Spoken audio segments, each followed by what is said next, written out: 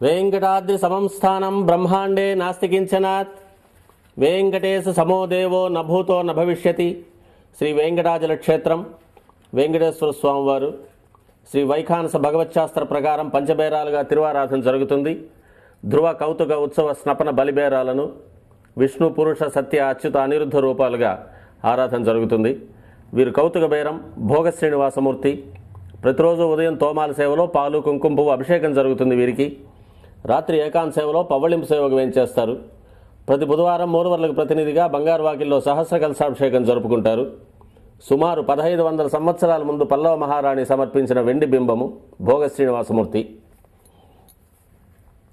ధ్రువబేరం మూల విరాట్టు వక్షస్థలంలో మహాలక్ష్మి అమ్మవారు, పద్మావతి అమ్మవారు, శ్రీవత్సం, కౌస్తుభం, ముఖమండలంలో పచ్చకర్పూర నామం, కస్తూరి తిలకం, శ్రీపాదరేణు అనే మహాప్రసాదం, నవరత్న కిరీటం, రత్నాల సుదర్శన పాంచజన్యాలు, రత్నాల కర్ణపత్రాలు, భుజములందు నవరత్నాల నాగాభరణాలు,